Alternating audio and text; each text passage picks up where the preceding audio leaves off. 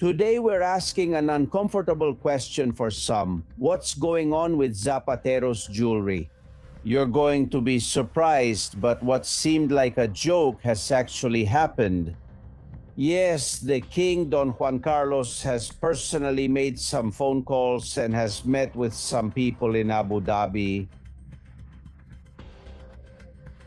so that they don't cooperate with the socialist dictator Rodriguez Zapatero, so that they look the other way, so that they stay on the sidelines. The chat control, which as you mentioned is under the pretext of protecting minors on social networks, an excuse to be able to control everyone's conversations through all social networks. And in this way, they will be able to control both the companies that manage those social networks and all the citizens behind this. There is an intention very similar to what, for example, is happening in the United Kingdom, where in just over a year, nearly 12,000 people have been arrested for alleged hate crimes on social networks since they have been monitoring this. In Italy, it's impossible to do the kind of trickery that happens with Spain because the Italians who live abroad are part of a single constituency, and this is the only way to prevent the politician in power from later assigning the votes, as they intend to do here, assigning them to one province or another and playing with the statistics. How can they manage to overtake where it suits them? You arrive in Madrid, and at the very least, it has to be immediately legalized by the civil guard. To legalize it with the civil guard, if you want to put it in Sanchez's name, it would have to go through a series of tests. One of them is a psychological aptitude test. Honestly, I doubt that Sanchez could pass that psychological aptitude test, Albert, because you can't give a weapon to this man. This man, if he's already dangerous, with a .357 Magnum, he could be destructive.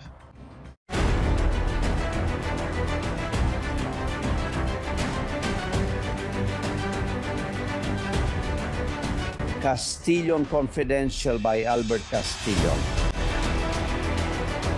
My insurance sponsors the editorial of Castillon Confidential. Bienvenidos. Welcome, insiders. Thank you for being there. Strength, honor, and let's move forward because we have a lot of confidential information. Thank you for your help, for your support, your likes, and for following us. Everything you do to help spread the word about this show, I appreciate it immensely. Here we don't accept public money, nor do we have any platform supporting us except for you, your affection and your gratitude, which is also mine for having you there.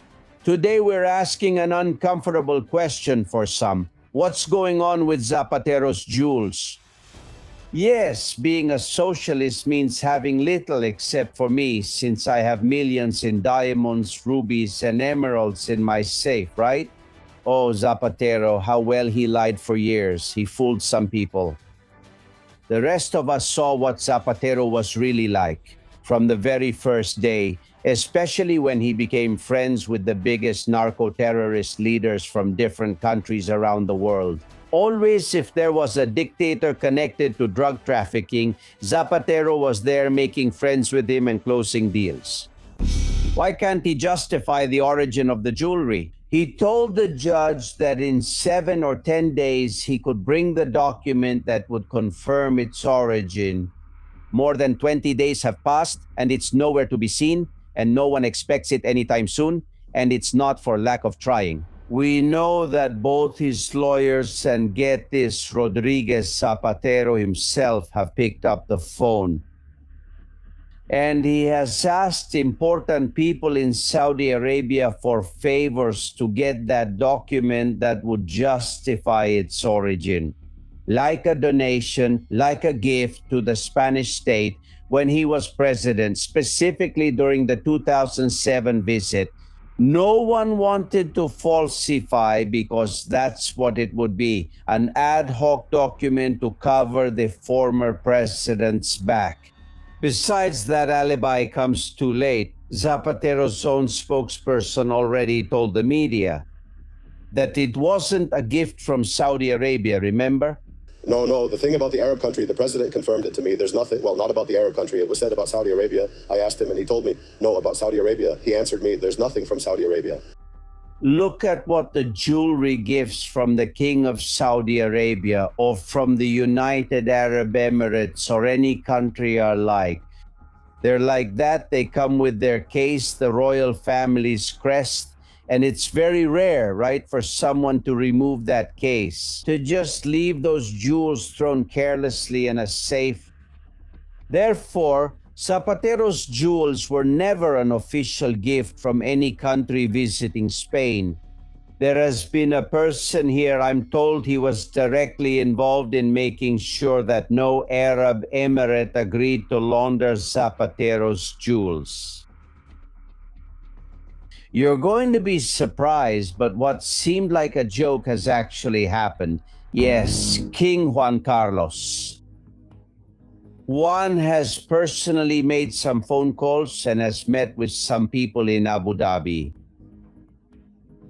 so that they don't cooperate with the socialist dictator Rodriguez Zapatero, so that they look the other way, so that they stay on the sidelines.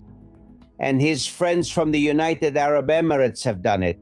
There has been animosity between Zapatero and King Juan Carlos for years, ever since the time when Zapatero put up with Hugo Chávez's bluster. And Don Juan Carlos had to step in and stop him, remember?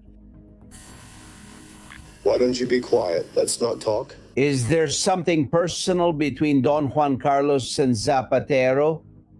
And therefore, now that he remains in that forced exile by order of Sanchez and his son, doesn't he intend to let them help whitewash the dictator Rodriguez Zapatero?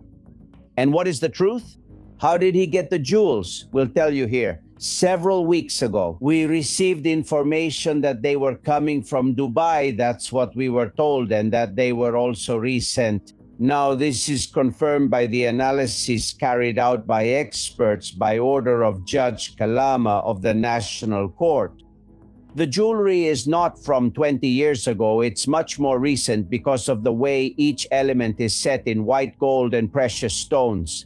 Remember that the raw value would be enormous. White gold and precious stones. Remember that the raw value would be 1,300,000, but on the market, it would exceed 3 million euros. Therefore, we're talking about sapphires from Thailand, emeralds from Zambia, diamonds, jewels that, as I said, would triple their official price.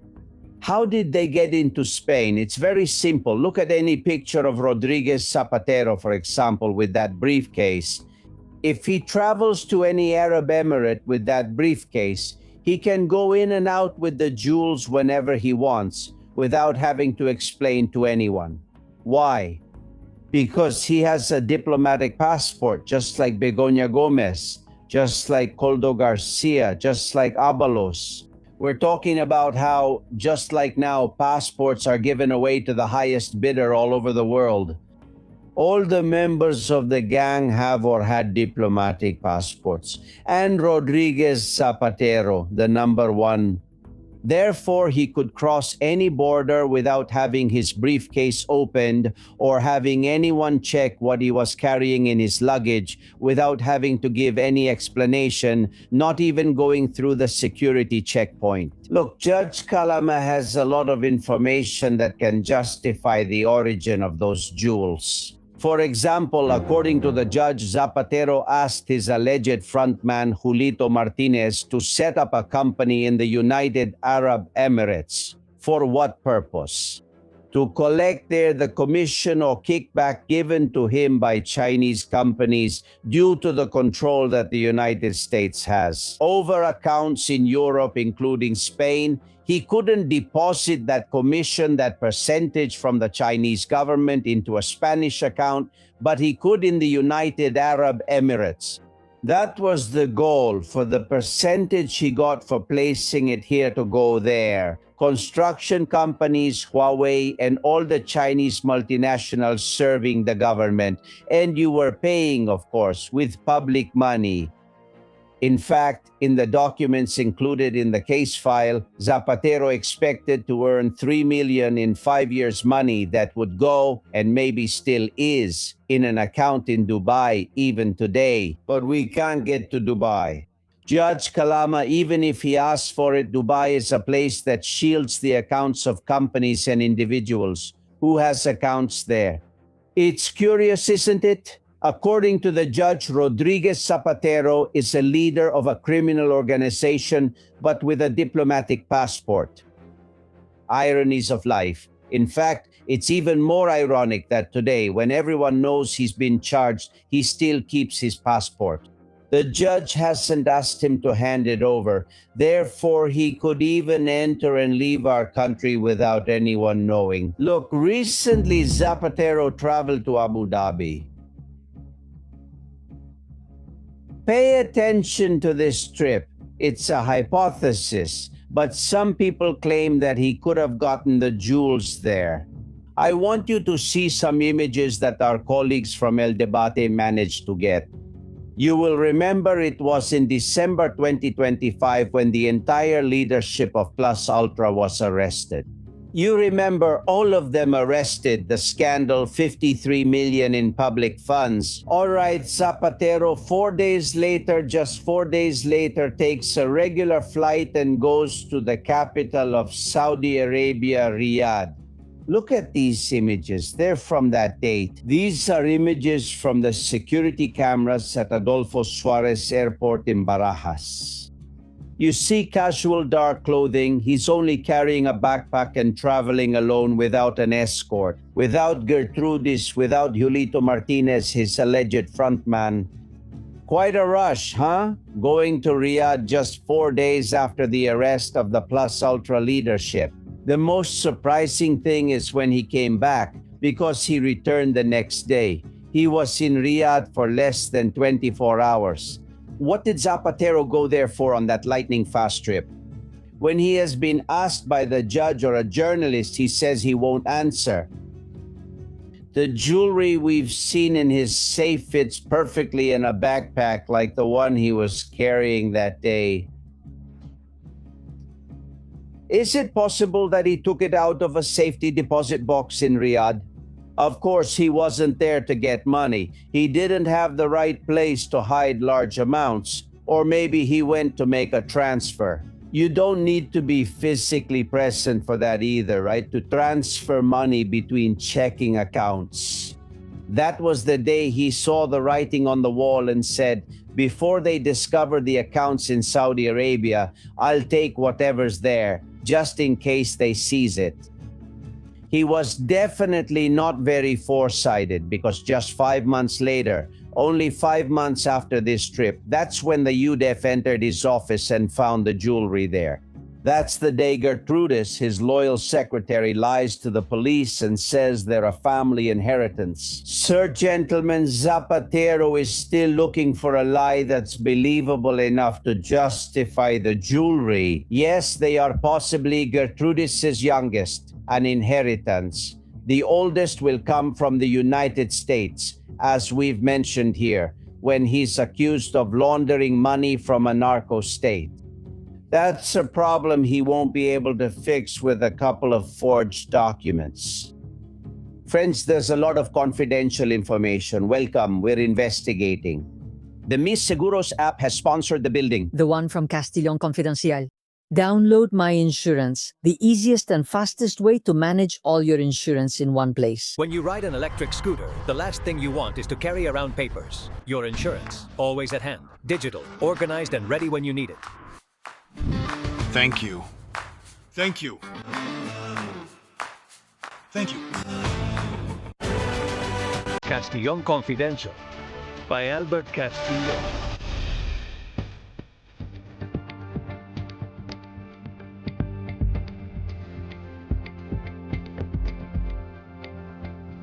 Gentlemen, get ready because you will hardly hear about this in any mainstream media, and it's very important. Yesterday, the European Union voted to fast-track chat control through an emergency procedure. What is this? Well, it means that they can scan your private messages on WhatsApp, Telegram, Signal, Messenger, end-to-end. What used to be absolute privacy is no longer so. They say it's to prevent abuse, child sexual assault. They always use the same excuse. But the truth is that an unprecedented European privacy rule is being broken. It's not the final vote, but it is a push, so you know what we're talking about. If I send a message to a friend, a politician, or someone, and someone else thinks, for whatever reason, that it's not appropriate, they can block that message or make it public. Even if someone, the body that regulates chat control, considers the message dangerous, they can delete it without a court order. They delete it. It's brutal, and the information deserves an explanation.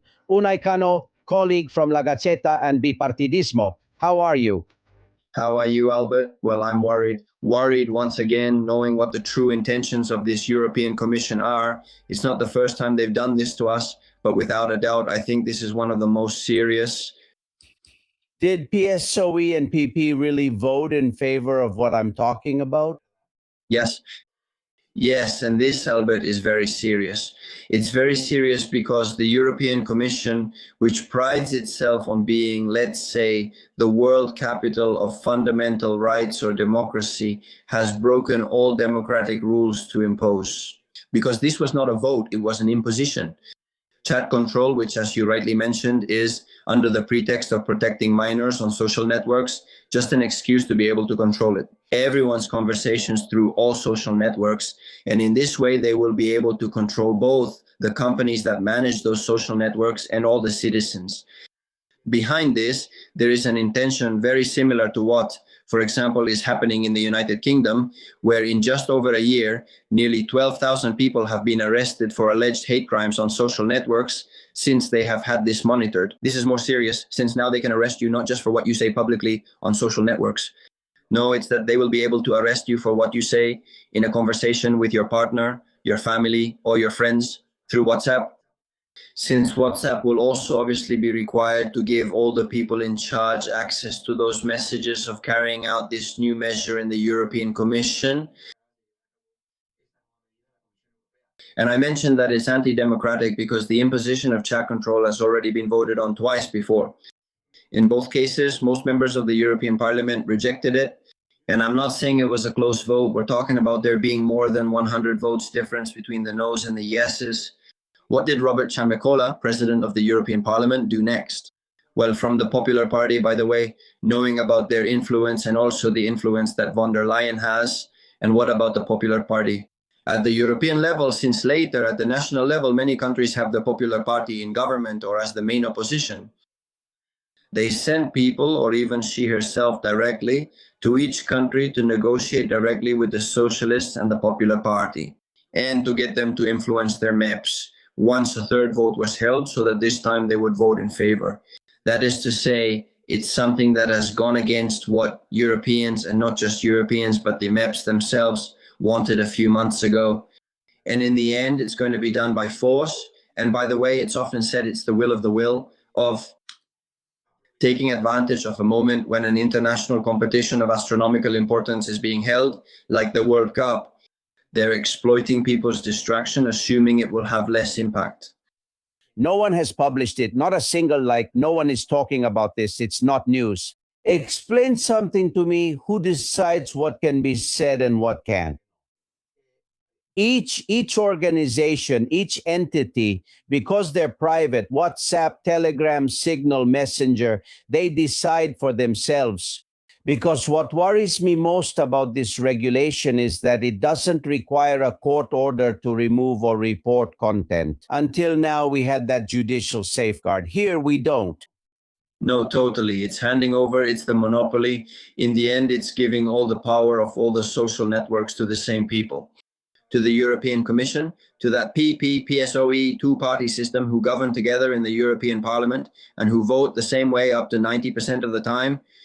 In the end, one of the advantages that social networks had is that they usually always went along with the will of the people. I'll give you an example. Facebook and Instagram, which both belong to Meta, that is to Mark Zuckerberg, had shown a pretty left-leaning tendency when, in the United States, most Americans wanted Joe Biden to be president.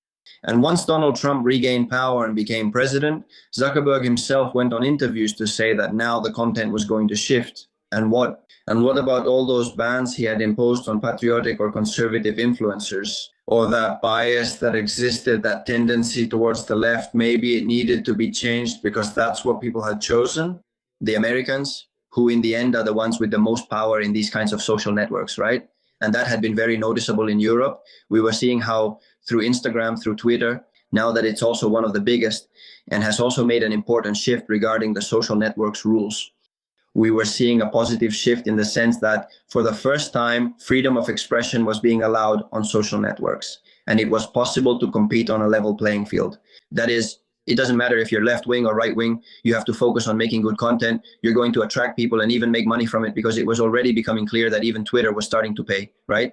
Well, the European Commission has seen that what this is causing is a very significant political shift, and that the monopoly that both the Popular Party and the Socialist Party have been building for decades is more at risk than ever, right?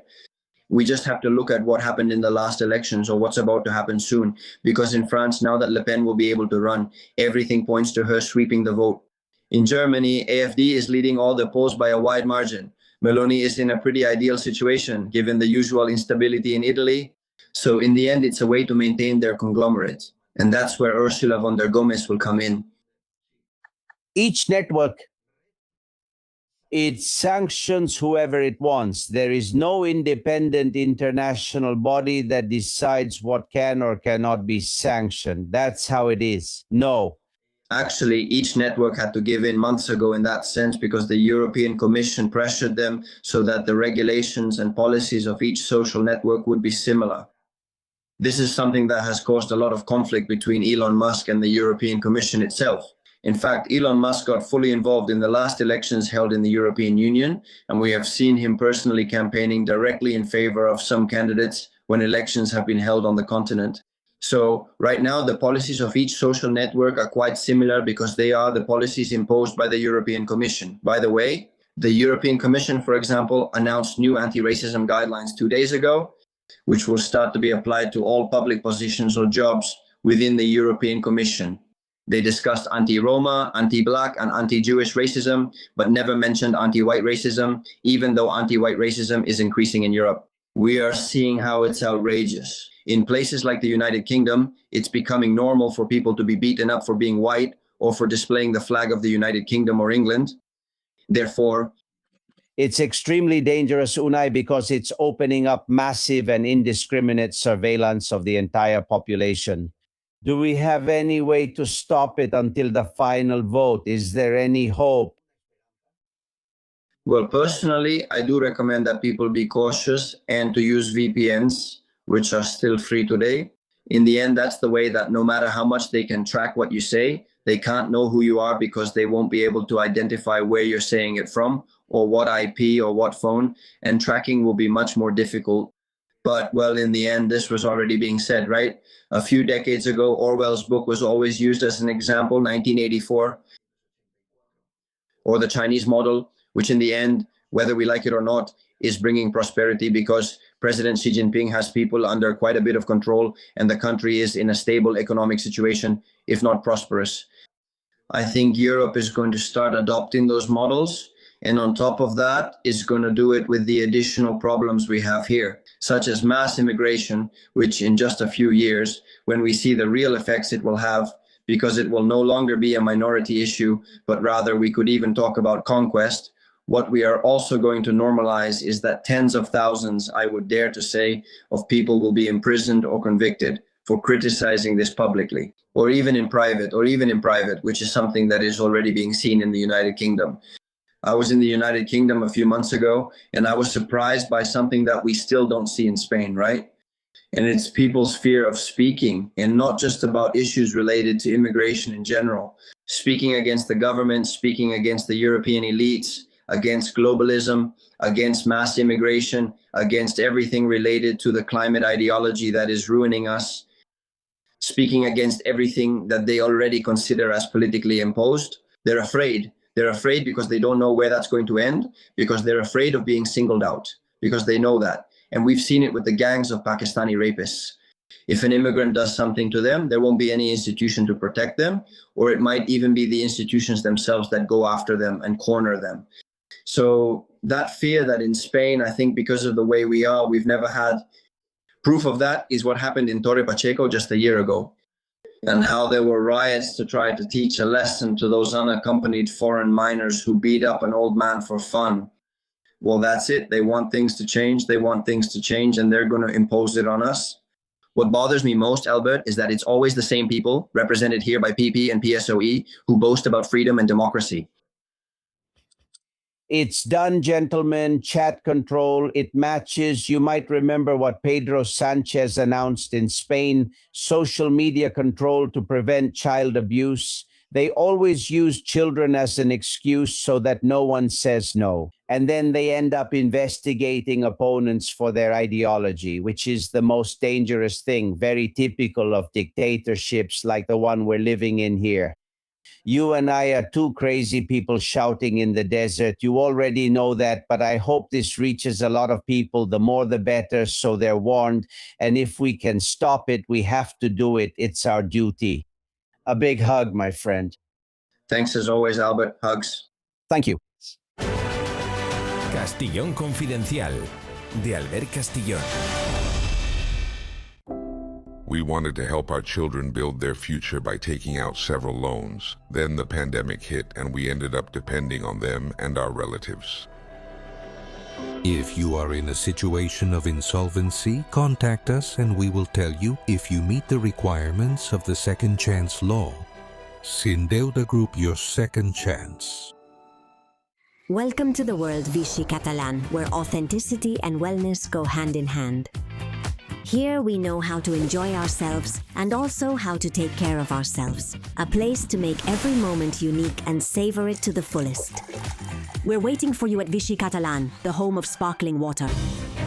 By the way, as our colleague Unai Cano said with chat control, an option to prevent them from reading our messages, following us, investigating us, seeing what we talk about and what we say. It's, as he said, having a VPN. That's changing your location so that people who want to see what isn't theirs can't watch you. It's very easy. We promote one here on the show. It's absolutely trustworthy. It's a world leader. And for just over €2 a month, you can have it. It's called CyberGhost VPN, and we'd be delighted if you download it. In the description of this video you're watching, there's a link to do it, and it's very easy. You have to protect yourself because chat control is coming, and that only companies like Vichy, like CyberGhost VPN, can give us the confidence so that no one snoops into our lives. Look, if I were now one of those journalists from La Sexta and Sanchez were Rajoy or Feijóo, they would run the following headline. The Prime Minister lands at London Airport with a loaded weapon. They would do it. They would do it. They would do it. And half an hour later, they would say it was a gift from Erdogan and that it was in a wooden box. This is the loaded weapon, yes, with bullets. A revolver that Erdogan gave not only to Sanchez, but to everyone who attended the NATO summit. And of course, he went to London with the loaded weapon. He couldn't leave it behind. Let's see an expert, please. Lieutenant Colonel Francisco Vendala. What kind of weapon is this? Well, let's see. Well, nothing. Look, it's very simple. It's a very dangerous weapon. I have to say that right away. It's a Gumusay made in 1990. It was manufactured, but it's no longer made. It's a 357 Magnum. All Dirty Harry fans will remember him pulling out a revolver that was practically bigger than the movie screen and leaving nothing alive. Well, this is that revolver, which was manufactured in Turkey under license, of course, from Magnum. It's a revolver that holds 6 cartridges. It was manufactured by the company MKE, which is the leading manufacturer of light weapons in Turkey. And he gave it to every leader who was there. Of course, but that creates a problem, Albert, because many people haven't realized it. It seems that Sanchez is at that level, but they have traveled with a weapon, a loaded weapon. It's a weapon that has ammunition. It's a weapon that fires. It's not historical, like some have said out there. No, you load it and it fires. It's not deactivated. The barrel isn't drilled like they do with weapons that are displayed in museums. And of course, you've traveled with a weapon. That's strictly forbidden. You arrive in Madrid, and at the very least, it has to be immediately legalized by the civil guard. To legalize it with the civil guard, if you want to register it under Sanchez's name, it would have to go through a series of tests. One of them is a psychological test. Honestly, I doubt that Sanchez could pass that psychological test, Albert, because you can't give a weapon to this man. This man, if he's already dangerous with a 357 Magnum, he could be destructive. But destructive even to those who are closest to him. Well, aside from this, of course, it's a problem. For example, the British Prime Minister, Starmer, and the Belgian one, what they've done is reject the gift in Turkey. There are others who, when they arrived, did it immediately. They handed it over to the appropriate police. Here, we're still waiting to see what will happen. And what if the revolver gets lost and ends up in a room in Ferraz? Like we already saw, there was a number of unaccounted for weapons. It's just that, aside from a certain sense of humor, which you should never lose, the issue, given how things are here, is, let's say, tricky. In the United Kingdom, we can trust that this one says no. The other one hands it over to their police quickly, but, well, before getting on the plane, you hand it over to the bodyguard, who has a license and can handle it. But not here, of course. But here we can't trust that these people, the way they're acting, that Albert can't do something crazy. Let me remind you, in an interview with OK Diario, Coldo Garcia said they found weapons in the basements of Ferraz, both handguns and long guns. And he told Inda the order was given to destroy them. But later, here we interviewed his best friend, the journalist Leopoldo Bernabeu, who is a friend of mine, and I assure you that those weapons were never destroyed. So that means that in the basements of Ferraz, supposedly there are still handguns and long guns. I don't know why. I'm afraid that after the thing with the weapon from today on, we should call Pedro Sanchez Pedro the Dirty, which actually suits him very well. Roberto Crobu, how are you, dear friend? Yes. I remember someone called him Dirty Sanchez, right? Who was it? I think it was Donald Trump himself, right? That's true. You have pointed out on social media how they allow a plane with a loaded weapon to land in London. And you're right. Yes, but what's more, how can this be allowed, especially after all the justifications and the debate we have here in Spain about institutional gifts? Because we should remember that it was already a practice of Mariano Rajoy and Aznar as well to declare the gifts at the end of their term. At the end of the term, the leader in office makes a list of all the gifts they've received. Zapatero did this as well. A list where obviously the jewels don't appear, right? But first, I wonder what would have happened if instead of jewels, weapons had been found in Zapatero's safe, right? Because it could have happened. And second, of course, what happens in the meantime? That is, if Sanchez is given this at the beginning of his term and he declares it at the end of his term, who is going to say under whose custody will that weapon be? Who will possess it? Who will have it? I understand that all weapons have to have, like cars, right? A license plate and a registered owner. Look, the most serious thing is that Sanchez has been in Moncloa for 8 years. He has been given all kinds of gifts, and he doesn't want to say what gifts he has received. When different media outlets have asked him through the transparency portal, they say he will reveal it when his term ends. Look, if you've been given jewelry as a gift, by the time your term ends, you might have already sold it, right? So where are the gifts he received on his many trips being kept? Especially the ones given to his wife, folks. He traveled through African countries with the whole Institute of Business Africa Center thing, which is where emeralds are made, and rubies. Who's to say they didn't give him jewelry that's now sitting in a box? Is it in Moncloa or somewhere else? Totally. It's all very scandalous. And what's happening in Turkey is even more scandalous because here, I think with these people, Lieutenant Colonel and Krobu, you have to think the worst. Let's see, a NATO summit just to bring back 3 military planes. on a Falcon Alvarez and Margarita Robles. Another empty Falcon, which went back and forth just in case something happened, in case there was a breakdown. I mean, you tell me what a way to waste money. And then a huge Airbus with capacity for 80 people just for Sanchez. Can someone explain it to me? Why does he need an Airbus for 80? Or let me ask it another way. What did he pick up from Turkey that was so heavy, right? And that had to go in an Airbus? Let me remind you that Spain and Turkey, Vendala, we talked about it here, signed a historic agreement for 3.12 billion euros buying 30 training aircraft to train fighter pilots, which will arrive in 2028. Did the Airbus go pick up a kickback, Lieutenant Colonel? Well, we can't be sure, but what we have to do, and we're obligated to do, given the current situation in Spain, is to suspect it. Because that kind of deployment, so terrible, so ostentatious, so blatant, can't be justified from any point of view. You have to keep in mind that just taking off in a Falcon costs 30,000 euros, not to mention the trip itself, and so on and so forth. And what about the Airbus? It's a blatant show of ostentation. I think it's arrogance on the part of all three of them. And they're basically telling all of us, we don't care about you at all, and we're going to travel like Maharajas, not just like kings. I think that shouldn't be allowed. It has to be forbidden, but I'm not sure if it should be forbidden by internal rules or by law. It's like what you said earlier about the gifts. They receive gifts based on their position. Therefore, they're not yours, but should immediately by law become national property. And national property should be sent to museums or wherever or given to the poor.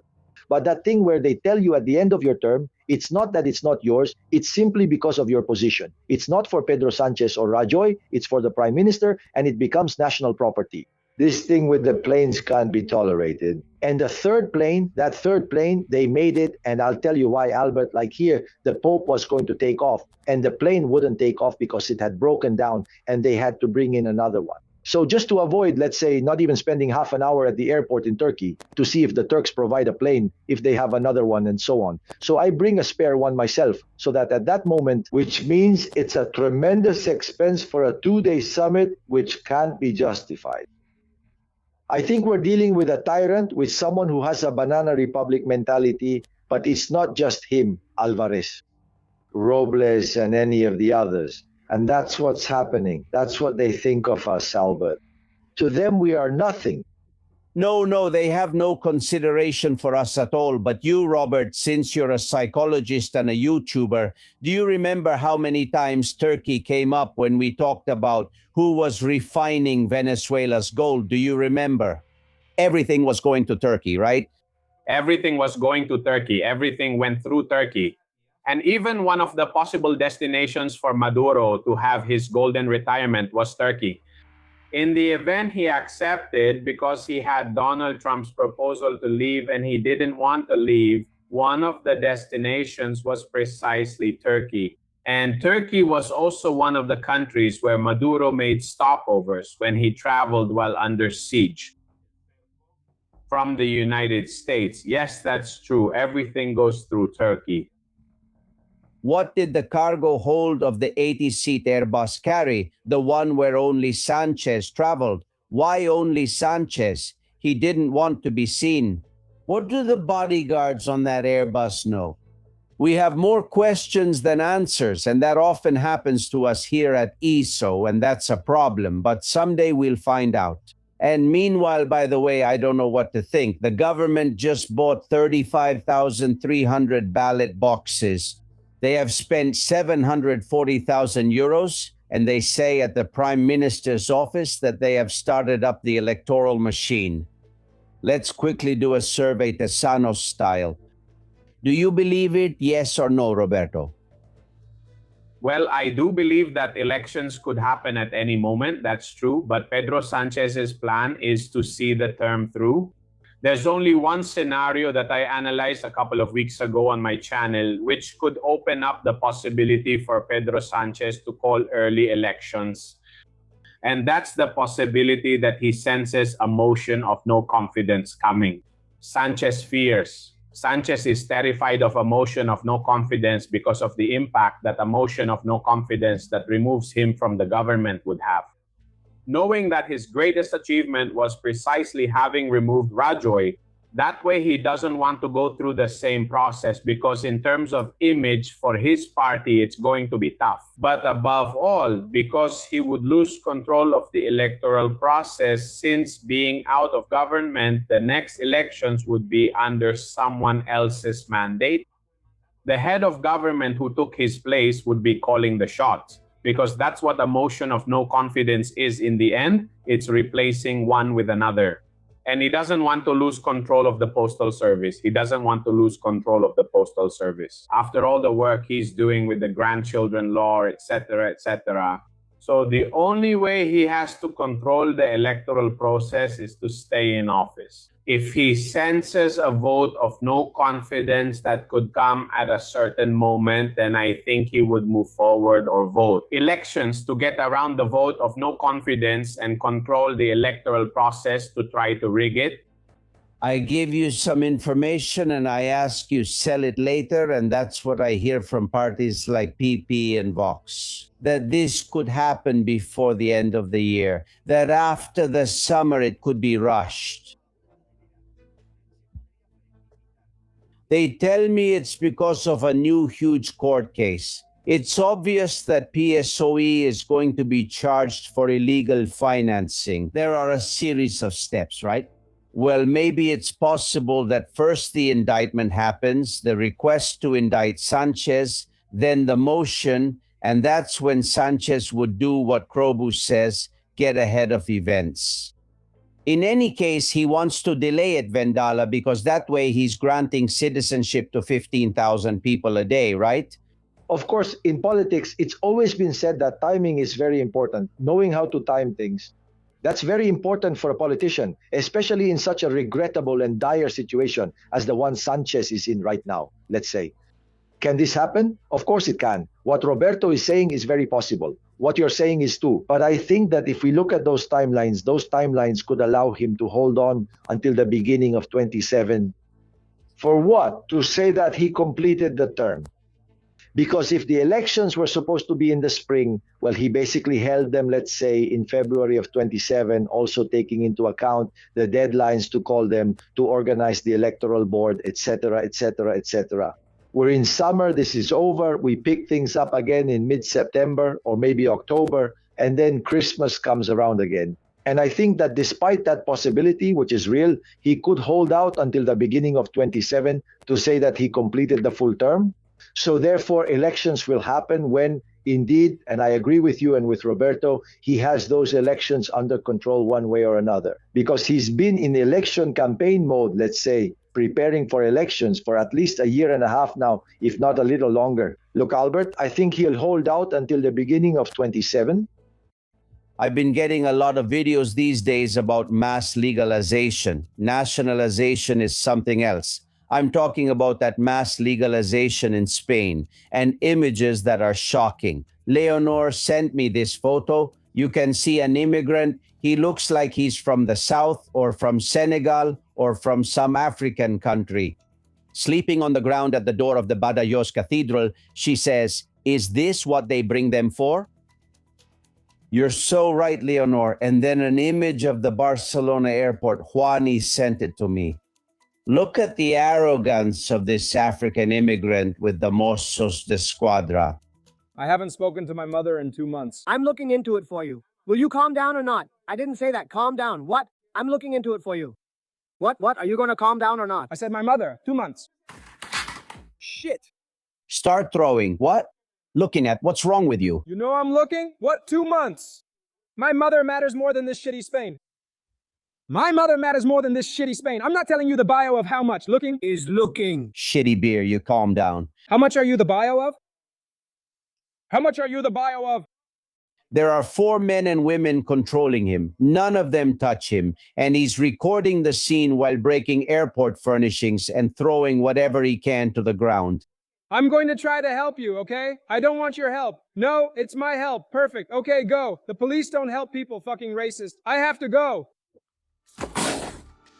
you realize, fucking racist, shitty country.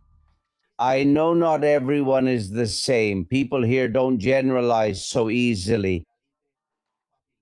But the patience that many people have, especially the security forces, with these people, this, honestly, in my opinion, well, simply, and you have been working in Africa when you were in the Sid Vendala in your country. If we do that, you and I, since we're white, we wouldn't last a minute. But make no mistake, Albert, you wouldn't last a minute. But also, it's not like you go that far in insulting the country and its police, let's say Morocco, Mauritania, any of those places. We don't get to that level of insult. But the thing is, even in their own country, they wouldn't go that far, not even for a minute. I've seen things there that, if you talk about them, are shocking. We know how things work there. I've shared some stories before and could tell more. So when the problem gets here, Albert, it's because they know what they're walking into. They've got us all figured out. Like that Moroccan commissioner used to say, you don't understand us, and they understand us very well. They know that this cop, for one reason or another, isn't going to do anything. The key words are racist on one hand.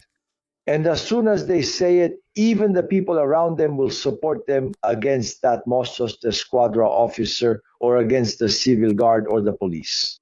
They know that this law enforcement force ends up with its hands tied because their own superiors and the political leadership, the political power, won't support them if they slap someone.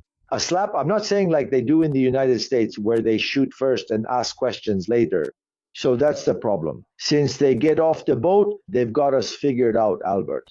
And that's what we have to avoid, because we have to defend our country. We have to defend Spain and the Spaniards and the legal immigrants who pay taxes, who work and who have been here maybe for 20 years perfectly integrated, because that arrogance is not only against Spain, not only against Spaniards and those police officers, it's also against the legal immigrant who has been here for 20 years paying taxes and has integrated perfectly.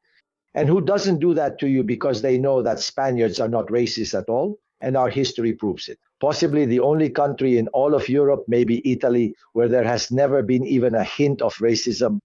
But the thing is, they learn it, which causes another problem too. There are many NGOs, and it has to be said, Albert, since we can say it here, that from the very beginning, they instruct them, they teach them, and they tell them what they have to do. As soon as someone approaches you, you call them racist, say whatever, say this or that, and they'll get scared. That's why they do it. What we're seeing, even smashing street furniture, if we did that, we'd be at the police station in 2 minutes with a fine, with a trial, and so on and so on and so on and so on and so on. I want to listen to the message from Juan Carlos Meneses, because the same people who arrive in Tenerife by boat just a few hours or days later are selling counterfeit goods on the street. That's right, they don't pay any taxes, they don't pay rent for a place, they don't pay self-employment fees. Look. It's supposed to be the Golden Mile, right? In the south of Tenerife, between Los Cristianos and Las Americas. As you can see, they're all big brand stores and they've taken up the space. Africans selling, not only selling illegally, illicitly as street vendors, and the goods are counterfeit. That is, they're committing a crime against intellectual property. And there they are calmly in broad daylight right in front of the big stores that pay a fortune in taxes. Subtitle, this is what later causes, for example, people to vote for Vox. And they say, why do people vote for Vox? Well, there are examples of this every day, or national priority, which we should understand not as something exclusive, but as a defense against this. Krobu, you were once an immigrant in Spain too. Yes, but what you're saying isn't anything new. Roberto Saviano, the Italian writer and journalist, already reported this. The famous book Gomorrah in the late 90s and early 2000s talked about the trafficking of Chinese people in Italy, right? They would open a container and even find the bodies of Chinese people, right? I mean, there are mafias that recruit them. The trafficking of women for prostitution, the trafficking of black women. I mean, there are always those organizations that then distribute people as they arrive to, well, guarantee them something. And I want to go back to what Francisco Vendala was saying about these people's lack of respect for authority. We must not forget that there is a pattern of upbringing. These people come from cultures, they come from societies, if you can even call them societies, where the authority for generations has been exercised solely and exclusively through force. And they only recognize authority to the extent that it exercises force. And therefore, they don't acknowledge a police officer or a person in uniform as an authority figure, no matter how politely he speaks to them, unless he uses force. And that's where the ability to mock them, to troll them, to insult them, and so on comes from, because they've only known one language for generations since colonial times, which is to be subdued and to obey through force.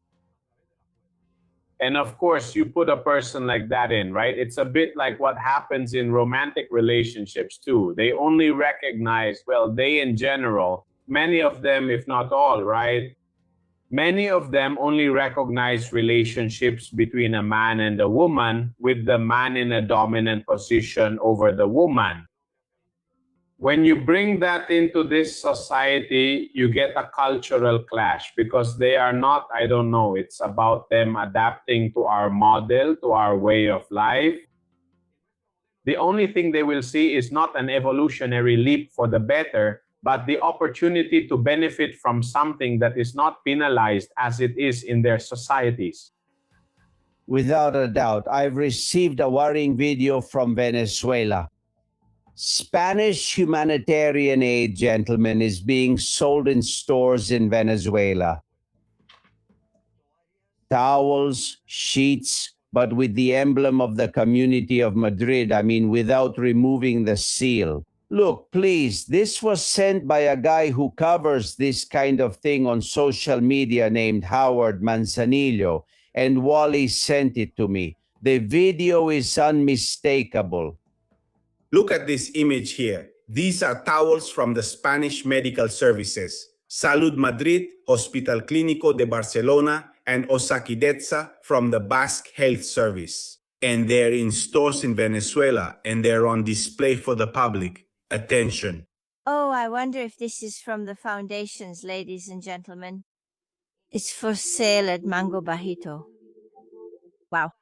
It says Hospital Clínica de Barcelona. Gentlemen, look at this. Salud Madrid. This is crazy. It's for sale at Mango Bajito in Valencia, Bolivar Avenue. Gentlemen. How are you going to justify that this aid was on these shelves and that you put a 3 for $12 price tag on it? How do you justify that this aid is not in the shelters for victims, but is in this store, for example? How? Well, look, I'll give you a hint. When the UME arrived, look, this happened in Valencia, Venezuela. Where did the Spanish UME land with humanitarian aid? At the airport in Valencia, Venezuela, because the Maiquetía airport was destroyed by the earthquake.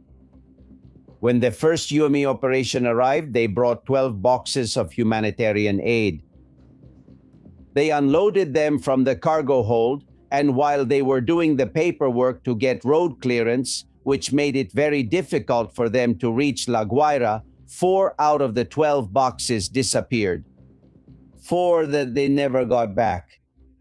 I don't have proof that those 4 are the ones now being sold in the same city of Valencia, Venezuela. But it's too much of a coincidence, Robert, don't you think? I can't laugh, okay? Because it's not funny at all. But this makes me think of the famous clothing brand that the government, this democracy, has wanted to promote, right? Well, they should send it there too. Yeah. It's really sad to see the people of Venezuela with nothing, and that someone has stolen humanitarian aid and put it up for sale. And also, the most likely thing, I'm sorry to say it, Vendala, because your friends are in that line of work, but the most likely thing is that they're military or police officers, that by using force and weapons, they say, I'm taking this for myself, right? Of course, Albert. Look, it's endemic. It's another hallmark of a dictatorial regime which, by definition, has to be corrupt. That is, it only benefits the nomenclatura, a certain part of society. When these cases occur, it's endemic, and those same people whose morality is zero take advantage. And they take advantage because they have the power. You said it, Albert, we've said it before, and Roberto has said it too. Since they have the power, they take. They divert that aid, and then they have the channels to benefit from it. Of course, why do they give 3 for 1? Because it cost them nothing. And the one benefiting is the police officer, the soldier in question who has the power, is at the airport and is capable of doing that kind of thing. And besides, they don't care at all about their own citizens because it's a dictatorship, because it's a tyranny, a despotism, so they just don't care. Exactly the same as when people are dying in the streets, in this case because of the earthquake, they end up without towels or without anything, because I'm going to benefit. It's endemic in these regimes. Venezuela is still one of them, because let's not forget that Delcy Rodriguez is still there as president, which is impressive, of course. And if you'll allow me, it's still symptomatic of the misery that socialism and communism reduce people to. Economic misery that leads people to not being able to make ends meet and having to find ways to survive. And moral misery because in that attempt to survive, we end up with practices like this. Yes, yes, absolutely. You were talking about the clothes paid for by the government called democracy. Fernanda, listen. 14,600 euros to buy tracksuits to celebrate democracy. This one is exactly the same as the price. And I can totally see him soon wearing that tracksuit Maduro style, giving press conferences there. Oh my goodness, I wonder how many tracksuits someone must have put him in afterward. Well, just to clarify, I mention it because the left launched a campaign yesterday and today spreading the fake news about the 15 million spent on the democracy clothing. Why? Because it seems it wasn't 15 million and that information was spread. Do you know how much it is? 380,000 euros. To me, 380,000 still seems like a huge amount. So instead of spreading the message that they've fallen for a hoax, they should start investigating the same thing we demand here. How do they have 380,000 for this nonsense? Have you seen the clothes? Sell them? Have you seen them too? Yes, yes. Besides being tacky, it's just outrageous. I'll tell you, and I agree with what you're saying, 380,000 euros. With that, you could do a lot of good for many people in need in this country who don't get anything. And I'm thinking now of some ALS patients whose families would really benefit from those 380,000 euros if they just took them as they are and gave them directly. There's even a law that supports that.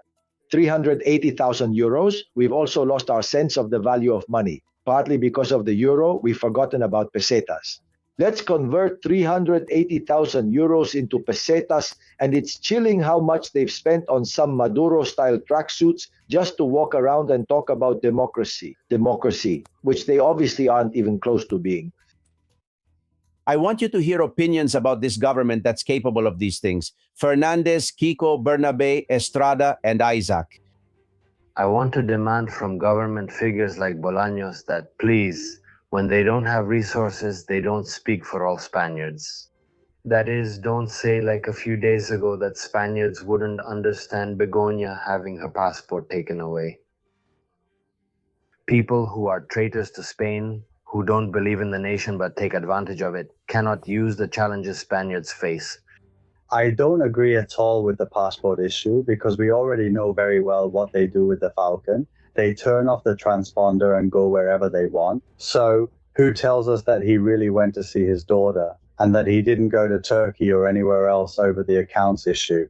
There is something called the right to rebellion when there is an authoritarian power, a power that has become illegitimate in the course of its rule and so on. And when the people consider it, they have the supreme right to rebellion. The only thing Sanchez is watching Zapatero for, and the only crazy thing he doesn't want him to do, is to get rid of him before Sanchez. Nothing will happen to Zapatero. It's all just a story. There's little talk about that new move from the Contreras system. Yes, I'm talking about the seventh one. That channel where when the first one has to be emptied, they'll all run to Sai. And how many millions is it going to cost us Spaniards? The worst part is that they'll say the seventh one is a private channel, but that's a lie because it'll be full of institutional propaganda. And after a year, when they lose 100 million, they'll call Telefonica, which is why Sanchez put his own man in charge of Telefonica, so Telefonica will pay for it. Well, we've seen this before, haven't we? Or maybe not. Or not, Albert, or maybe they'll put it in SEPI and give it a bailout. Yes, yes. No matter what, we'll all pay for it. Look, I'm getting a message from Gema. Let's see what you think, Vendala. It says, "Hello, Albert, I have a question. Will these grandchildren to whom we are giving the passport for free be considered Spanish soldiers to defend Spain if there is a conflict?" What should I say? Well, tell him that it should be that way, but I'm afraid it won't be. Just another one.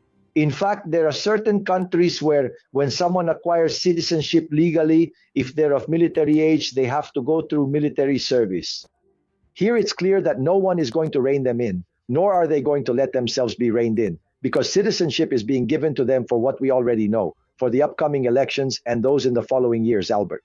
Why? Because they'll be able to vote in 27 for 31 and 35 and so on and so on and so on. I'm sorry for this woman, but no, I think it should be, but it's not going to be good. And then I have a message from Jose Manuel Candon, the Spanish military officer with TEDx, Spain's bomb squad who survived the explosion in Hoyo de Manzanares. It's confidential and he's talking to me because he's right.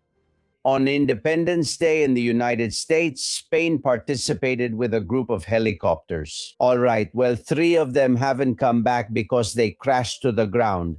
And Margarita Robles, completely silent. Listen to what Candon tells me. We had to find out yesterday, July 7th, that 3 helicopters from the Spanish Army, 2 Tigers, and a Cougar had an accident back in June. On June 15th, during the celebration of the 250th anniversary of the independence of the United States, in a joint exercise at an airport in Boston. They had an accident, and we had to find out yesterday from a retired general. This is the government of transparency, information, and doing things properly. We've seen photos. I don't know if you've seen them, sell them. They say it was a weather phenomenon, but the helicopters are wrecked. Some almost upside down, right? Let's see. I'm a helicopter pilot, and I'm telling you it's a weather phenomenon. I don't know. Maybe Harry Potter could do something strange, and something happens and it crashes. Look, let's be honest. The maintenance of equipment in general in the armed forces is at rock bottom. When I say it's at rock bottom, I mean it's dangerous because we can't forget that there were human beings in those helicopters. There were pilots, there were soldiers. We're at rock bottom. There's no maintenance. I repeat the same thing. Adamos, just like what happened with Adamos, there's no maintenance on the railways. There's no maintenance. They're cannibalizing. In the army, in the armed forces, cannibalizing means I take parts from one, which is working, and put them in another. But of course, I've lost that one because in the end, it ends up destroyed. In tanks, in airplanes, the firefighting planes are from the 70s. They haven't been modernized or worked on. Parts only have a limited service life. In any component, and especially in these, they're very sophisticated materials. Taking that into account, plus what has been sent to Ukraine, as has happened in all countries, they've been left without arsenals. That means I'm not surprised that the 3 helicopters went down, and not exactly, Albert, because of a weather problem, but due to lack of maintenance. At least there haven't been any human casualties, which could have happened and would have been terrible. I didn't know you were a helicopter pilot. What else haven't you told me? Seriously. I used to fly the VO-105 Volkov. Back then, it was the first attack helicopter to arrive here. The base is in Almagro, and they're still there. By the way, they should probably update them a bit too because they're getting a little old, just like me. All right? If things go wrong, Roberto, Vendala, and I will escape this country by helicopter. And I want to add something. Yes, I want to add something. Maybe not. Your community, I don't know if they're aware or if they remember, but I lived through it because it happened just a few meters away when I was there. And this has happened over several summers. In Murcia, we have the Academia General del Aire in San Javier, where Princess Leonor was recently as well. And there have been so many problems with helicopters and planes and so many accidents. There have also been fatal accidents. And I remember one summer just a few years ago in La Manga, when a plane crashed, when a plane went down, school, and the instructor died with a I don't know what it's called technically, the person who was learning to fly. But then I heard the following year about another one, and the next year another one. Let's also remember the famous F-10 accident. If I remember correctly, coming back from Madrid to the Albacete base, what Francisco Vendala says is true. That is, the maintenance being done is minimal, poor. And to this, we have to add Pedro Sanchez's shell game, who has managed to deceive NATO, because NATO said it was impossible to meet the 2.1% capability target and that it would have to go up to 5% like all the other countries are doing. Well, yesterday, precisely at the end of the NATO convention, it seems that Spain has passed the test. And the objectives have been considered met with 2.1%. So just imagine all the how do you say, the tricks that Pedro Sanchez must have come up with in budgetary terms to make a 2.1% look like a 5%. He's an expert at that, really, and he says he's a doctor in economics and didn't even write his thesis, and he's been like that his whole life, doing the kind of trickery he likes best. Well, the so-called grandchildren law, we don't forget about it here because we were pioneers in denouncing it. Baselga, Catalina, Magdalena, and Edgar from Colombia. On election day, we vote at a polling station, and there, when the envelopes are opened, those present draw up a record. Those records are called polling station records, and they are scattered throughout the province. And those have to be taken to the provincial capital. 5 days later, on Friday, the day of the general count, the president of the electoral board, who is a magistrate, a judge, has to proceed to open the envelopes, to take out the records, and add up the results in public. And that's what isn't done.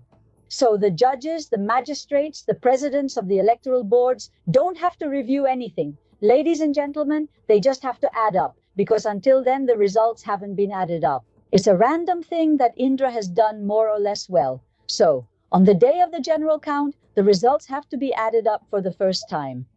According to the latest statistics, there are 306,000 people registered as Spaniards outside of Spain in Hispanic America. If the PP and Vox parties don't take tougher measures in Parliament, we'll cry tears of blood. The only thing that interests me about the law of 10 or whatever days it's called is that it reveals and tells the truth that they manipulate mail-in votes. And why don't they do in Spain what Maria Corina did with the comanditos, the small groups? I mean that the opposition prepares those people who are going to be serving as witnesses at the polling stations and then send a report by phone, or however, but do that. Edgar, you're absolutely right. It was already tried in 2023, and many of us already said there could be fraud. And who did it? Well, look, Justicia Europa, Alvise, and 4 more. Either PP and Vox do it, both of them, or it's useless. If after everything that has happened, they don't do what Maria Corina did, which is to say, at each polling station, when the document is there, take a photo and upload it to a cloud. Take a photo, upload it, and someone counts. And then Indra comes out with another result, and you say, well, there's fraud here, right? Until that's done, we'll be in the same situation. I don't know what Robert thinks, but we need the 2 major opposition parties. Otherwise, this won't work. We need the 2 major opposition parties to get organized. I think up until now, they've been too confident. And watch out, the same thing that happened in Venezuela, because Maria Corina Machado's little groups came how many years after Chavismo? They came after more than 20 years of Chavista dictatorship. Let's not forget that. That is to say, they were also confident at the beginning. Let's not let the same thing happen to us. You think, no, that's impossible. That's impossible. Maybe in 20 years, we'll be forced to do this. But it's urgent. An important reform is urgent. And I really want to talk about this. I want to explain this very clearly to Spaniards, speaking as an Italian, because it personally affects me when I vote in Italy. In Italy, it's impossible to do the kind of trickery they pull in Spain because Italians living abroad are part of a single constituency, and that's the key. When I receive the entire ballot to vote, I vote for one constituency, a single constituency, just like another Italian who might be in Singapore, Australia, or the United States. All the votes of Italians abroad are added together for a single constituency, which gives 8 deputies in the lower house of the Italian parliament and 4 senators in the Senate. If this is not achieved, this is the only way to prevent the politician in charge from later assigning the votes, as they intend to do here, to one province or another, and play with the statistics to manage to overtake where it suits them. Hey, can I ask you, did you vote for Maloney? Juan, no. I didn't vote. I didn't vote. When it was time, I didn't vote. She was my favorite. And then look, what happened was I didn't vote. When she won, I didn't vote. I abstained. But look, when it happened again now, what's it called? There was a referendum just a few months ago, 2 or 3 months ago, a referendum in Italy about the reform of the judicial system. And Meloni wanted to push through a reform to turn the prosecutor's office into a tool of the government, because the prosecutor's office in Italy is independent. It's part of the career judiciary. It belongs to the judiciary. It's not like in Spain where it depends on the government. Well, Meloni wanted to push through a reform to make the prosecutor's office dependent on the government, like here in Spain. What did I do? I voted against Meloni. Precisely to prevent the prosecutor's office in Italy from being transformed and becoming a tool at the service of the government. You have to keep an eye on everyone, even those you like. In fact, even more so because you give them your vote, right? Which means you have to demand twice as much from them. Here, we're very firm about that. Let's go with 2 messages, because the debate about absenteeism at work, beyond the nonsense that some people say, the problem does exist. Of course, they're not self-employed. The ones who don't go to work and are out for months, sometimes weeks, are cut from a different cloth. Alejandra and Ricardo are speaking. Then I want your opinion. Many workers, after working for 20 or 20-something years on assembly lines and so on, have physical problems. And when they go to the public health system, for example, with a cervical or lumbar problem, it takes them 8 months, 9 months, or a year to get the tests done. That's the problem with absenteeism in some cases. And what they want to do is punish the innocent along with the guilty. When a doctor gives a sick leave, it's for a reason. And I'm not generalizing, nor am I saying that all business owners are thieves, nor am I generalizing or saying that all politicians are crooks. So let's not generalize and say that all workers on sick leave are fraudsters. Of course not. But having 1,240,000 people on sick leave every day in Spain is not normal. Something's wrong, something's wrong.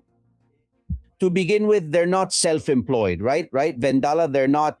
And we're sure there are people who don't get sick leave when they deserve it, just like there are people who get it when they don't deserve it. There are many public employees. I know some with endless sick leaves for undetectable psychological problems. You're a psychologist, Robert. Is it true or not that there are things you can't detect? Someone comes to you and says, I have a problem, for example, depression. How do you detect depression? In what way? The cause can be external. It can be due to a family problem, not necessarily related to work. That is to say, mental health problems are right now the big unknown and the big challenge. Because the moment you start investigating, you run into legal barriers, you run into the data protection law, watch out. You run into the risk of violating privacy.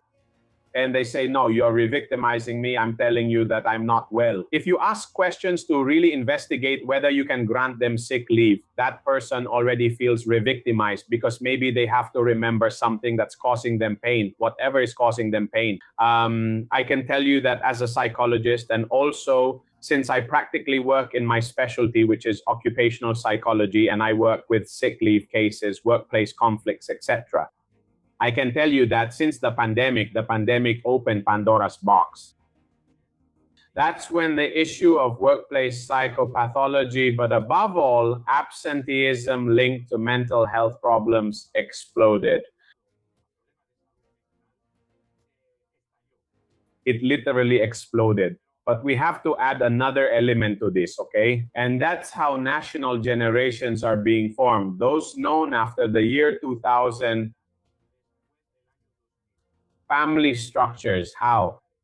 The children who were born in 2000, who are now people who can work, have gone through, many of them have gone through. Let's not forget that I think 1 out of every 3 marriages, but I think we're already reaching 50-50 involved children. That is, the parents separate while the children are still young. And many times those separations, which are conflictive, use the children as pawns, and the children go through that. And I'm telling you this because I've lived it, I've experienced it. These situations, children who have practically accepted, have normalized the issue of mental health, of going to a psychologist, but many times it's even exacerbated. And then this generation has entered the job market, right? With a special sensitivity, because even in divorce cases in court, they have already lived through situations. It's not because of the traumas, but because they have internalized the fact that they need to go to mental health services, and therefore they have to ask for leave. That you or I, as self-employed professionals, don't have a bad day. We all have a slump or even a period, a stage, a few weeks. And it wouldn't occur to us to take sick leave or go to a psychologist because first, we don't get paid if we don't work. And second, we're not used to it. That new generation is used to it and would do it. We're not saying they don't need it. We're saying they go about things differently. Correct. It's very interesting, Vendala. You've taken a lot of sick leave in your professional life because you Very few. In my time, as Roberto says, we were from different generations, even those I knew who joined the military service. I wanted to stress that, but Roberto's the expert and may disagree. I think there's also a very important factor, which is disillusionment, disappointment, the bad example that's being said. Why should I work if this crook who's all over the papers is pocketing it? Well, you know what? If tomorrow I can, I'll just say I have a cough and not go. There's a lack of recognition, of appreciation, of valuing good work, of the excitement of saying, you work so well, come here. No, that's missing. Work relationships become strained, people come in, there's distrust, and so they choose to say, today I have a cough and I'll stay home. It's a bit like what happens with VAT. Let's say, just to make a comparison, 21 on the invoice. Hey, if you can do it without VAT, that's better, because these crooks are pocketing it anyway. Which leads to a cycle where humans, as Albert already said, have that problem, we all do, of thinking, why should I? If they're just taking it, if it doesn't go anywhere, if it's useless, if you see how things are, well, if I can get out of it, I will. It's a society that's constantly suffering because it sees what's happening and also sees that it's defenseless. Albert, and so some people, obviously not everyone, and not always with justification, choose to say, today I'll stay home and tomorrow too. Allow me to add, Francisco, I agree, but the root is still the same. The root, where does all this D says? No, it's not hopelessness. You said the term. What was it you said? Disillusionment, disappointment? Disillusionment. No, you used a very accurate technical term, but now I've forgotten it, right? Everything comes from the progressive destruction of the basic relationships, which are essential for building relationships. let me see, I'm getting confused, going around in circles. Basically, the family, the destruction of the family. The family is the core, it's the backbone of society. The family is where we learn to establish constructive, trusting relationships. The moment the family breaks down, the moment we have a society where 50% of marriages break down when young children are involved, those children are often used as pawns by one parent or the other. No. They aren't given the chance to build relationships that aren't instrumental, but that learning of an instrumental relationship is something they carry into later interpersonal relationships and into work relationships.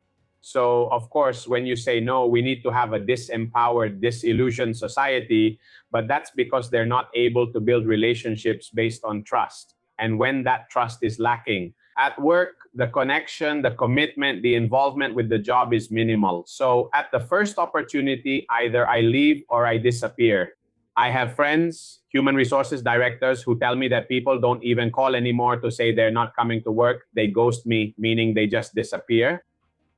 Yes, this is a very interesting debate that I want to discuss in future shows with you, Robert. I grew up as a child in a time when usually the mother stayed at home and therefore the father worked, the mother didn't, and she was always there. My children didn't grow up that way. We've had to hire a lady who left her children in her home country to come and help mine at home. It's a change.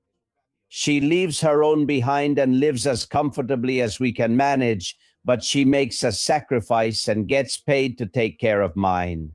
Well, if you add to that the separation in current generations, there are some who gain many rights and others who lose many. And I think it's a debate we need to discuss someday.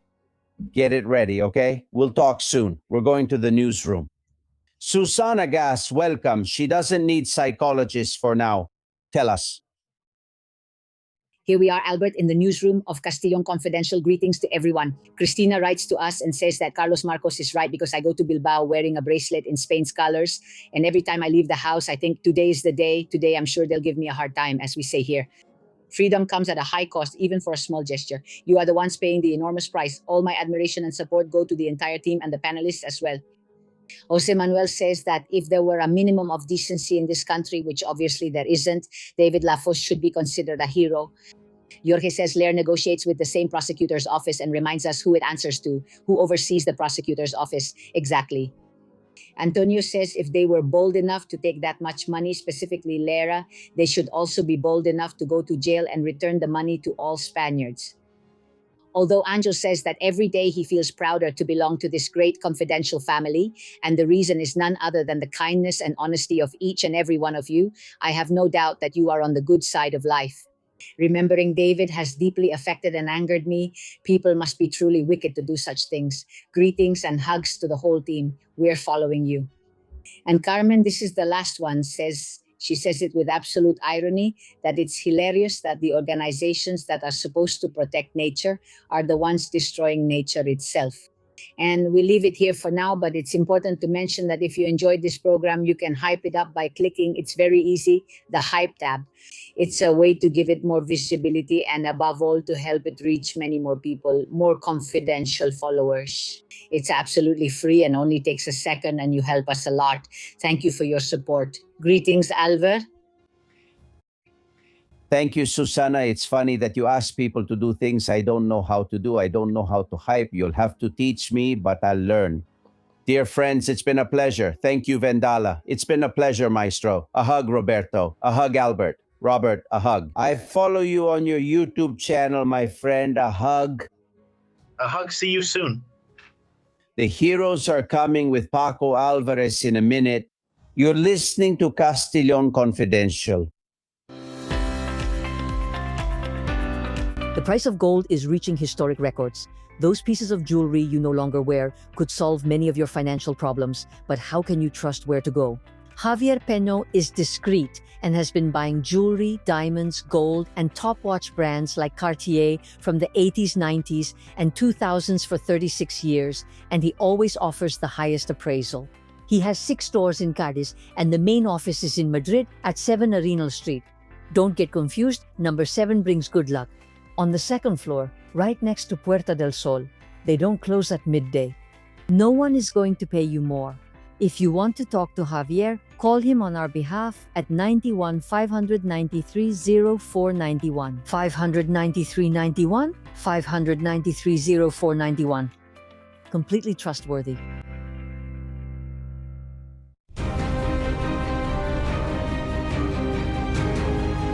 We have a hero with our historian Paco Alvarez, and he is a Mexican conqueror. We need to get to know the heroes of Hispanic America better, and in Hispanic America, to get to know the heroes of Spain better. That's what we're working on here. Paco, welcome. How are you?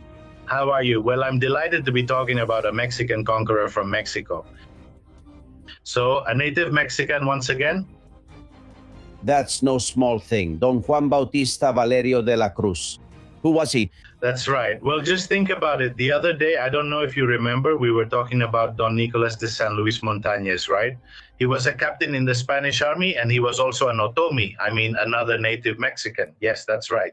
We're going to talk about Juan Bautista Valerio de la Cruz, conquistador of the Gran Chichimeca, Captain General of the Spanish Army, Knight of the Order of Santiago, and a native Mexican.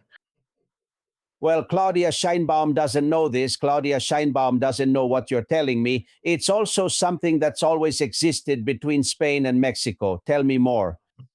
These two aren't isolated cases, nor are many others we could mention.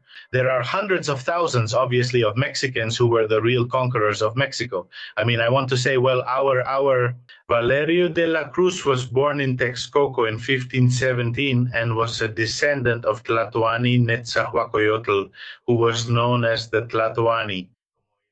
A poet in the 16th century, long before Cortes was around there.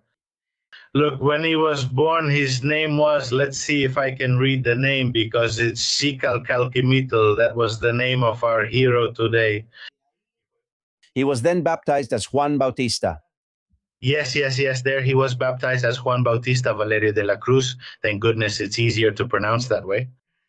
And well, at the age of 10, we see that he joined the royal militias, where he reached the rank of ensign and served in the Lance and Dagger Guard. He joined the Spanish army, and at just 17 years old, we see him conquering Xilotepec as a commander. With 80 Spanish arquebusiers and 400 native archers, that is a native Mexican, who at 17 years old was commanding a troop of Spanish arquebusiers. I don't know, if Claudia saw this, she'd obviously lose it. But the truth is, history is very stubborn because it is what it is and it can't be changed. Hey, why haven't they taught us about these kinds of heroes in Spain too, like the one we're talking about today, Valerio de la Cruz? He's not very well known here. He's completely unknown. And San Luis Montañez as well, completely unknown. Here we've admitted that, well, Hernan Cortes was very bad and the conquest was terrible and blah, blah, blah. And we haven't stopped to look at what the real story was. And this is the real story. The conquest was carried out by the Mexicans. To be clear, it was done by the natives of Mesoamerica, helped by the Spaniards. And they were working together in complete harmony, because the next day, we've said it many times, the day after the fall of Mexico, which was Tenochtitlan, which were the ones who had courts, the rest of the tribes, the ethnic groups, the indigenous nations, they could have easily said, and now let's finish off these Spaniards. There are 1,500 of them, and we'll keep the territory for ourselves. But instead of that, no. Instead of that, we became friends and allies. Look, this boy at 10 years old joins to become an ensign of the Royal Guard. At 17 years old, wow. Xilotepec, where, by the way, he was not only a conqueror, but he also built the Church of Our Lady of the Immaculate Conception, which was the largest church in Xilotepec in the world. Sorry, in the Americas at the time? That's terrible. Come on. And then, later, Viceroy Antonio Mendoza, who was the first Viceroy of New Spain, ordered him to conquer Tula. And after his victories, he was named Captain General of the Chichimecas and chief with a significant army under his command. In Tula, which he obviously conquered, he also promoted the construction of the San Jose Convent, which still stands today, and a stone bridge which has been remodeled but is also still there. And in Huichapan, which he also conquered, he also ordered the construction of churches. I mean, we're talking about a native Mexican, a Christian at heart, who dedicates himself to ordering and building churches, who dedicates himself to, well, doing whatever the viceroy orders him to do, like the good Castilian citizen he was. Or a Castilian from the other side, from Texcoco, right? But a Castilian at the end of the day. Did the kings of Spain know about his deeds? Did they thank him for it?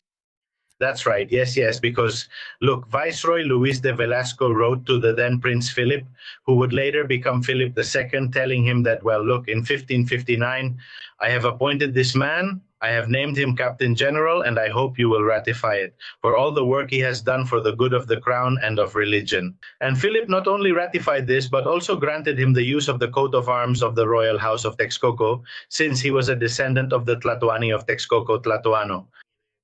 He named him a Knight of the Order of Santiago. I think I could say that maybe he was the first Mexican Knight of the Order of Santiago, just like Velázquez, just like so many people, right? Like so many Castilians from both sides. And are there any tributes to him in Mexico or here? No, it hasn't been told. Nobody cares about this. It's not the official history.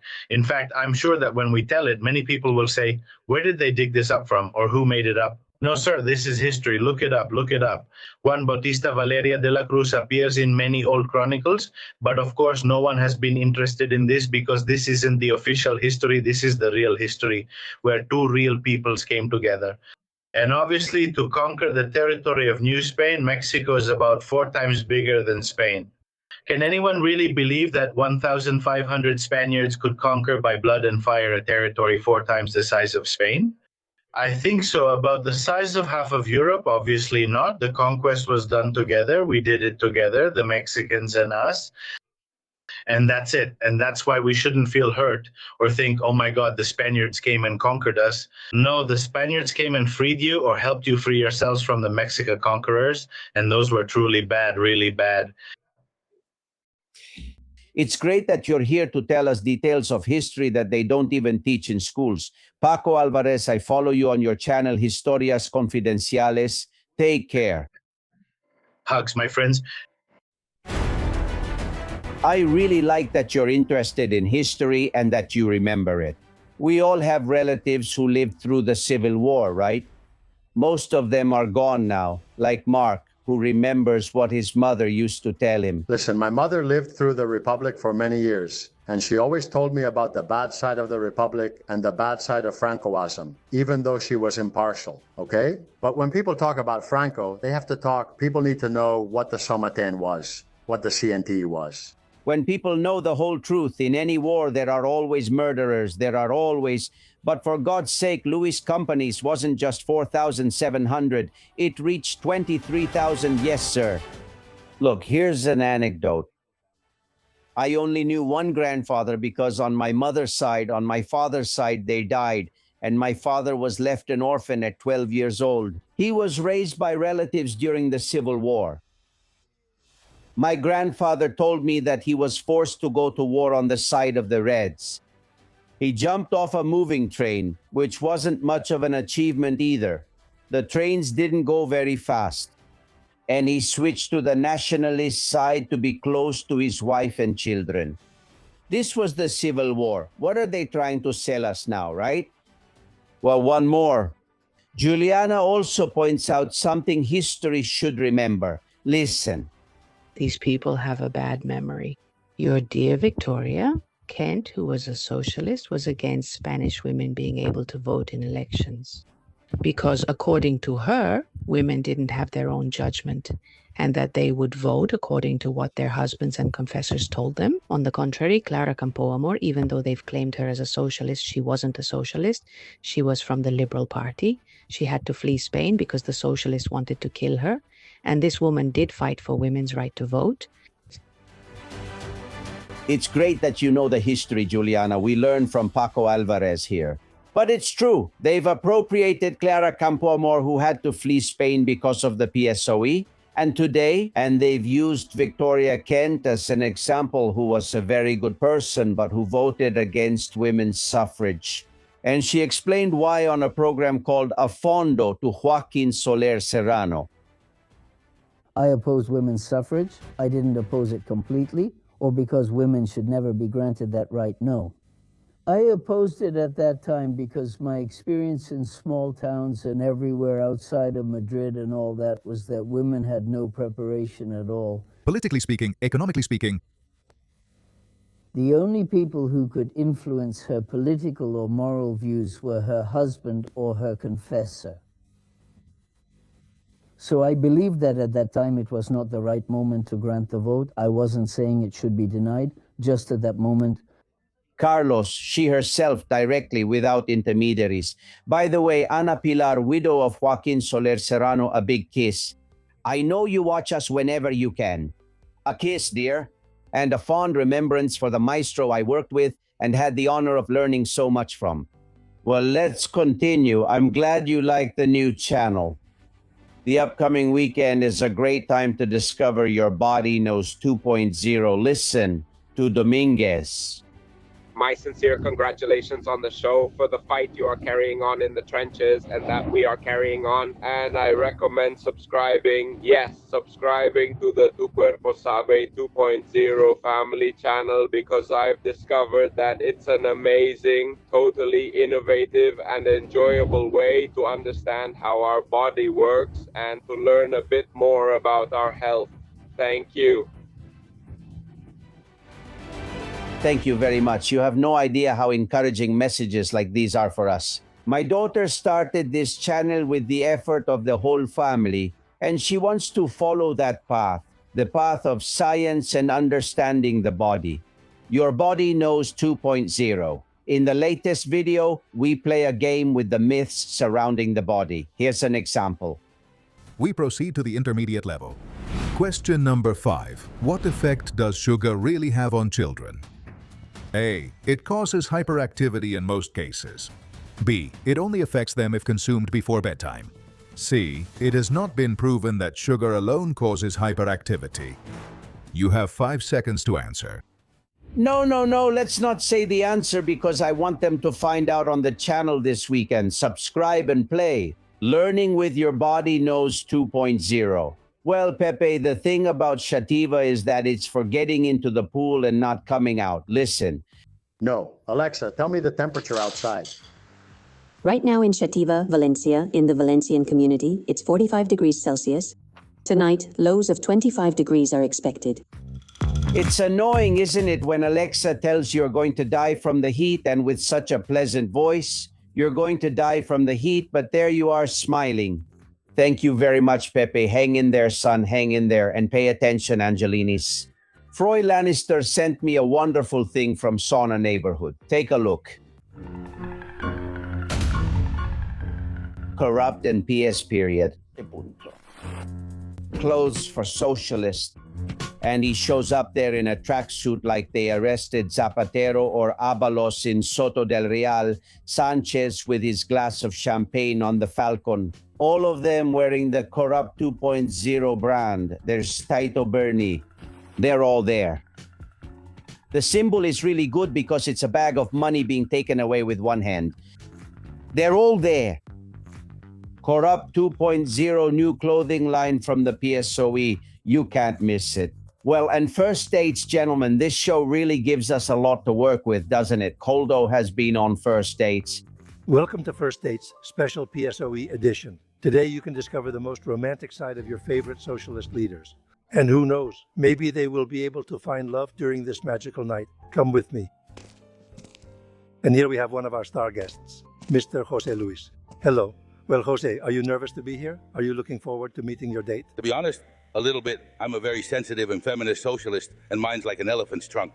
That's the spirit. Go ahead. No matter how much experience you have in love, you're always nervous before a first date. And if not, just ask Jose Luis. Hi, Crystal. Welcome. How are you? How are you? Very nervous? Is this where they give away jobs? Yes, but if they eat you, take a day off. Your date's name is Jose Luis. Treat him well. Oh yes, of course. I have a feeling he's going to be my type. He gave him a wad of bills. Hi, I'm Cristal. Mind if I sit here so we can hear each other better? Oh, damn. Hi, how are you? I mean, Crystal. Meanwhile, at other tables, love flows as freely as other things. What will Mr. Bernie have? Se no sé. It's about the menu, darling. So, Coke, okay. Did you like our date? Of course, but we missed the dessert I had prepared for you. Boobies. Yeah? Which one? Oh, please, stop. All the cousins are here, all the nieces, all the families of you-know-who. Someday we'll see a first days. I would make an island for the corrupt. I'd put them all on an island and take them far away. Let's see if we can do it, friends. We're winning many battles, but we still have to win the war. Thank you for sticking around. I'm sure that during the weekend at some point we'll show up here with some updates. We're still in the trenches. Keep your spirits up. We're winning. A kiss to everyone.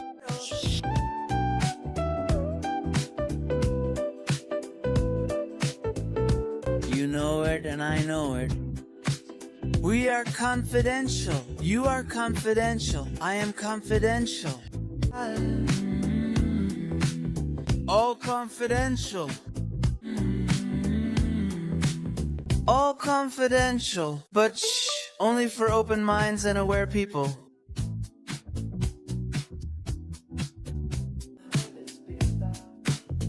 In the trench, bullets are whizzing by, and there's no way to get out into the open.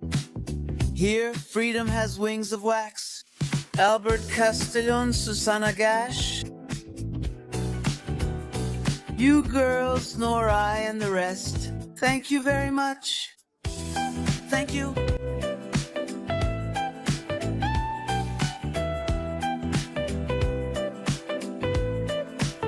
Subscribe. Thank you.